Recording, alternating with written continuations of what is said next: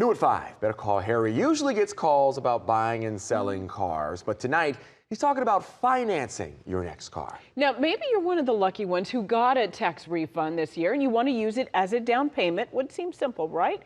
Well, should you finance at the dealership or the used car lot? That's a good question. Harry's got the cons. But Harry, what about the pros in this case? Wait, I have to talk about pros? Yes. I can't just stick with the cons? No. All right, well, so it's really whether or not you want to deal with financing there at the used car lot, or if you want to finance before you get there. Yes, there is a pro. It's convenient to finance at the dealership.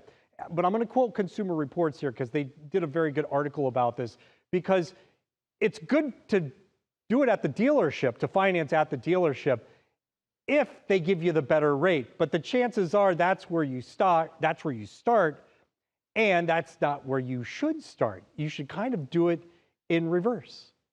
In the perfect Better Call Harry financing scenario, the salesperson offers 3 low-interest quotes and agrees to hold the car until the financing is approved. But that's not how it works. There are used car lots that lure customers with financing pre-approval, allowing customers to drive the car off the lot that day. Pre-approval is not final approval. It drove nice, and it felt good to have a car. One of our worst financing gone wrong cases was about a woman who bought a used BMW at a dealership. She put down $4,500 cash and financed the rest. A month later, the dealership called and said because of her credit score, the bank wanted a larger down payment. When they said, well, you have 2 choices. We can send a tow truck out to get the car, or you could bring the car back. I said, okay, I'll bring it back. She brought the car back and got charged $419 for mileage and over $1,000 for depreciation. Another customer found out the financing fell through 30 days later, and the dealer tried to charge him $1,700 for mileage. Thank you, Harry. Thank you. Our investigation got both customers a full refund. By the way, that dealership, this was several years ago, ended up being investigated by the AG's office, and they were fined $500,000. Here's the takeaway. Most dealerships are not like that. But if you're going to do the financing before you go to the dealership. That means you fill out the application, you submit proof of income, you go to a credit union. That's a great place to start, or bankrate.com.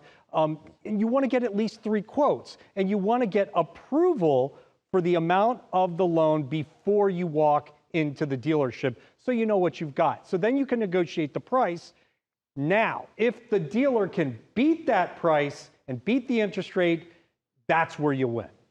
So you were also, Harry, throwing in a little bit about trade-in. You said don't bring it up front, but what do you do if you do have a trade-in you want to throw into that mix? Well, you want to do all the negotiations first. Then you want to talk about your trade-in, because the more you get for your trade-in, remember, on a trade, they take that number and they subtract it from the price of the car that you are buying, and then that's what you're going to pay your ad valorem taxes on, so you will get a discount. So the more that you can negotiate for the trade-in, the more you will save on taxes. Guys? Yeah, we got to stack the odds in our favor. Harry, thank you. Well, we have this story and all of Harry's investigations on our free Atlanta News First app. So before you make any big purchases, certainly head over and watch some of Harry's stories.